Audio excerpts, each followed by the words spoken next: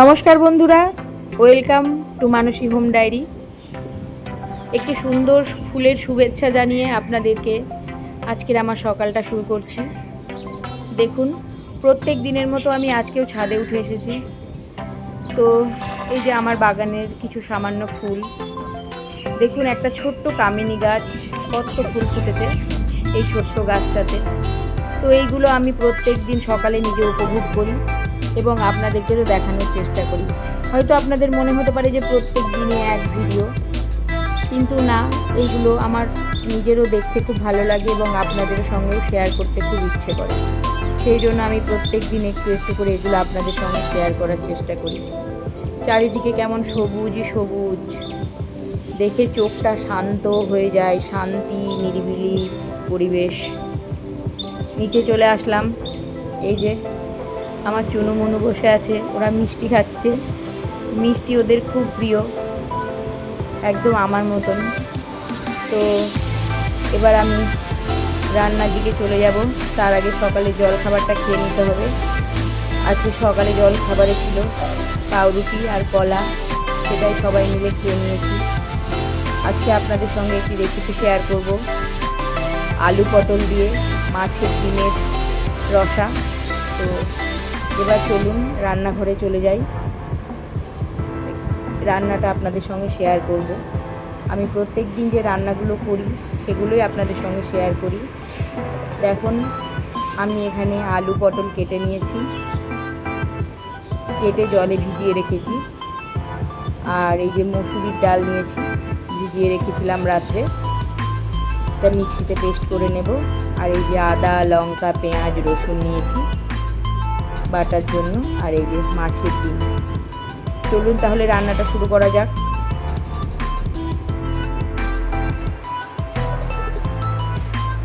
এই যে দেখো, এখানে আমি পটলগুলো প্রথমে ভেজে নেব। তার জন্য একটা কড়াই নিয়ে নিয়েছি, গ্যাসটা অন করে দিলাম।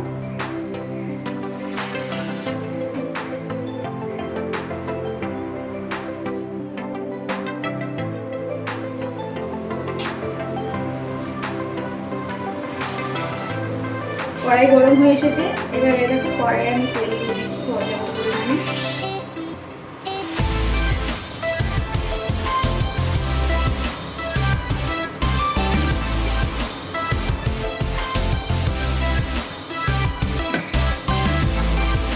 তেলটা গরম হয়ে গিয়েছে, এবার আমি এর ভেতরে দিয়ে দেবো কেটে রাখা পটলগুলো।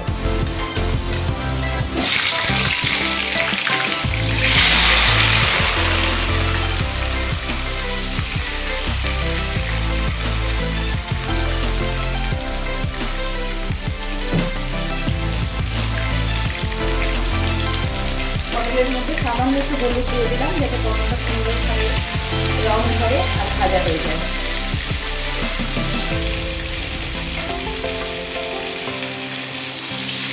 দিলাম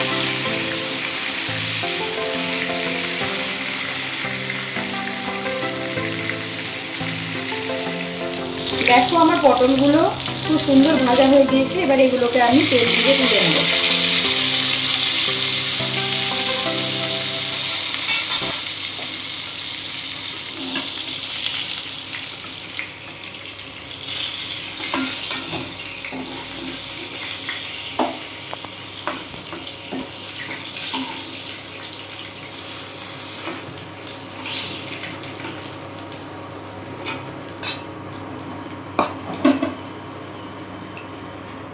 এবার ওই একই তেলে আমি আলুটাকে ভেজে নেব।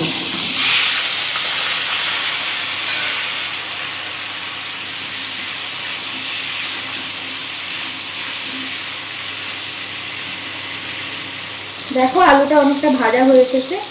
আলুটাকে আমি একবার করে একটু করে ভাজা করে নাড়ছি আর একবার করে ঢাকা দিয়ে দিচ্ছি। ঢাকা দিয়ে দিলে আলুটা তাড়াতাড়ি সেদ্ধ হয়ে যাবে। এইভাবে আলুটা আমি লাল লাল করে ভেজে নেব। দেখো, আলুগুলো খুব সুন্দর করে ভাজা হয়ে গিয়েছে, এগুলো এবার আমি তুলে নেব।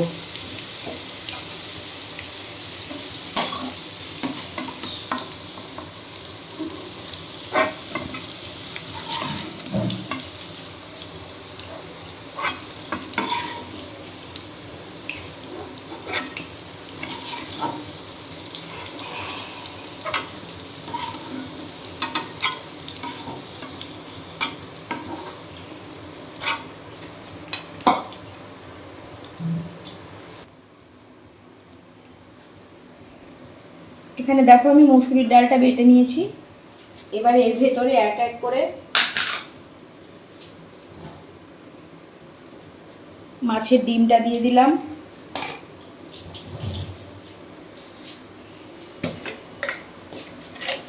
দিয়ে দেবো পরিমাণ মতো নুন,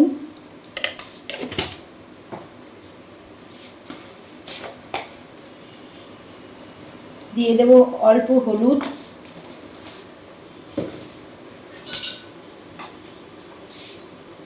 আর সামান্য পরিমাণে আদা আর লঙ্কা পেস্ট। এবার এটাকে আমি খুব ভালো করে মেখে নেব।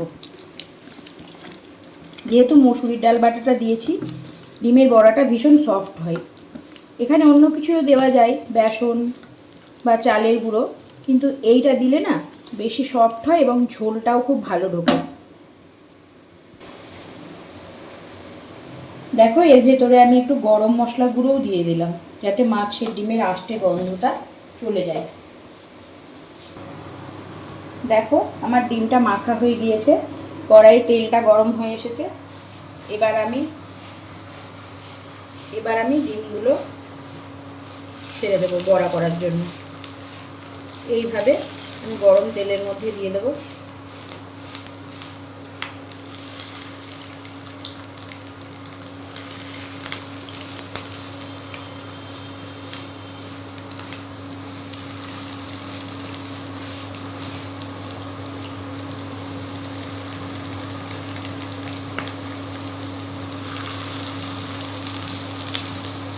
এইভাবে আমি সব বড়াগুলো ভেজে তুলে নেব।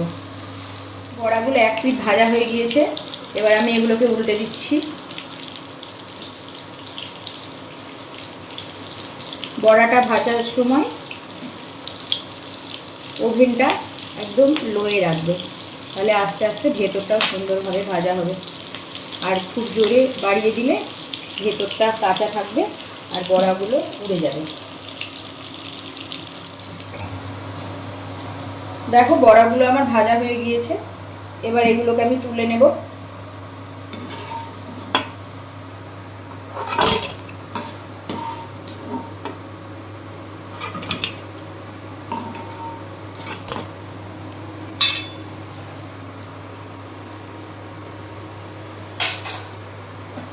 ওই একই তেলে আর বাকি যেটুকু ডিম ছিল দিয়ে ভেজে নেব।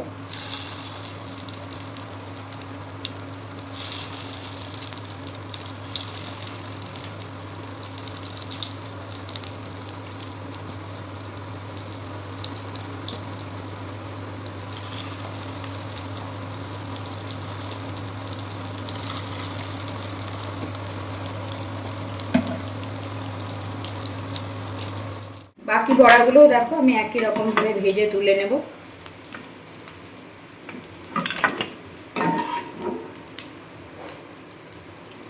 ডিমগুলো খুব লাল লাল করে বড়াগুলো ভাজা যাবে না, ভাজলে ঝোলটা ভেতরে ঢুকবে না। একটু লালচে হলেই তুলে নিতে হবে।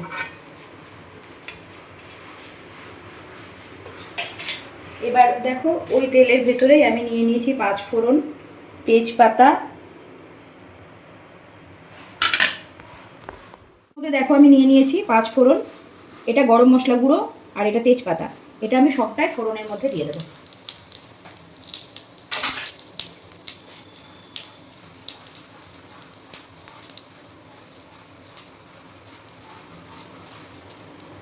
ফোড়নটা যখন ভাজা ভাজা হয়ে আসবে,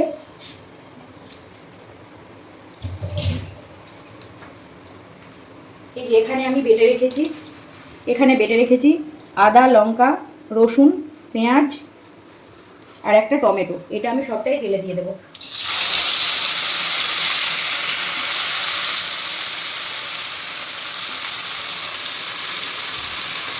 আর এই বাটিটা দিয়ে আমি একটু জল দিয়ে দিলাম।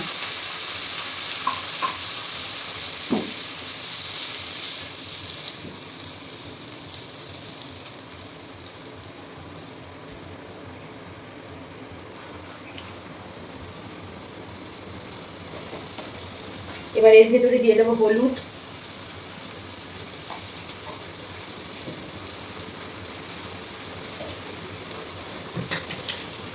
এক চামচ ধনে গুঁড়ো,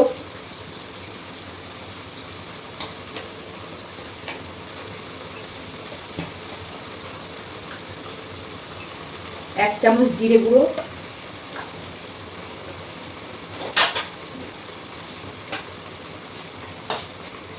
আর খুব সামান্য একটু চিনি। ব্যাস, এটা নেড়ে নিয়ে এবার আমি একটু ঢাকা দিয়ে রাখবো। মশলাটা যখন ভাজা ভাজা হয়ে আসবে, তেল ছেড়ে যাবে, তখন আবার ফিরে আসছি। দেখো মশলাটা ভাজা হয়ে এসেছে, তেল ছেড়ে গিয়েছে। এবার আমি এর মধ্যে অল্প একটু জল দিয়ে দেব, গরম জল দিয়ে আমি মিশিয়ে নিলাম। এবার এর ভেতরে ভেজে রাখা আলুগুলো দিয়ে দেব। আলুগুলো একটু সেদ্ধ হয়ে আসলে তারপরে আমি পটলগুলো দেবো, সেই জন্য আলুগুলো একটু আগে দিয়ে দিলাম, শক্ত থাকলেও থাকতে পারে। আর পটল তো নরম, ভাজা হয়ে গিয়েছে, সেদ্ধর কোনো ব্যাপার নেই। এবার আলুগুলো দিয়ে আমি আলুগুলোকে একটু সেদ্ধ করে নেব, মিশিয়ে নিলাম।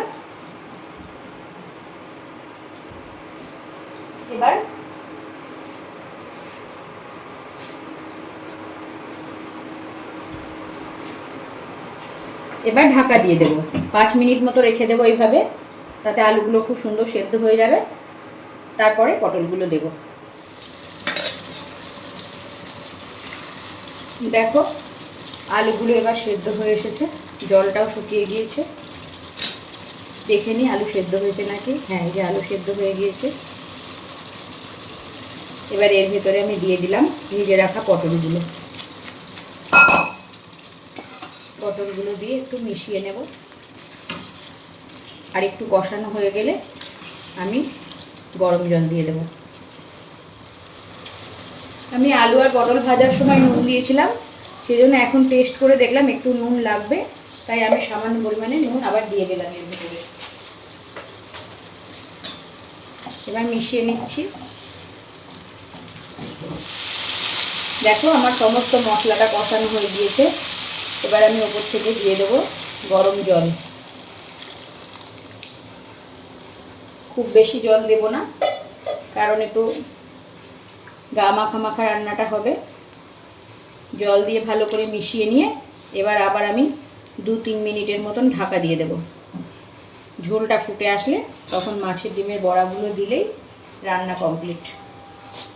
ঢাকা দিয়ে দিলাম, এখন একটু ফুটে উঠুক, 2 মিনিট মতো পরে আবার আমি আঁচ খুলছি। দেখো ঝোলটা ফুটে উঠেছে, এবার ঢাকনাটা খুলে নিলাম।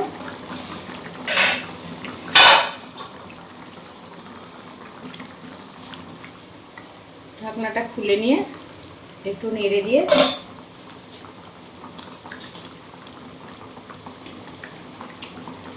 এবার এর ভিতরে দিয়ে দিলাম ভেজে রাখা বড়াগুলো। আর বড়াগুলো ভালো করে মিশিয়ে নিয়ে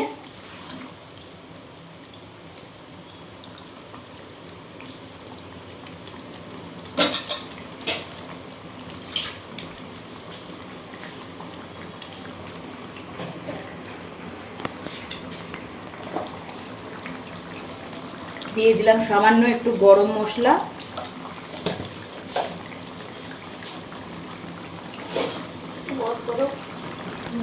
আর অল্প একটু ঘি।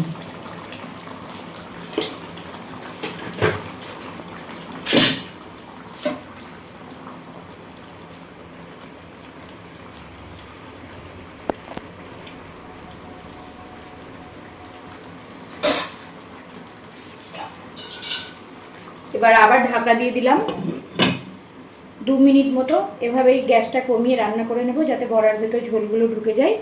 তারপরে আমি ফাইনাল লুকটা দেখাচ্ছি। এবার ঢাকাটা খুলে নিলাম। দেখো আমার রান্নাটা হয়ে গিয়েছে। এবার গ্যাসটা অফ করে ঢাকা দিয়ে 5 মিনিট মতো রেখে দেবো, তারপরে পরিবেশন করব।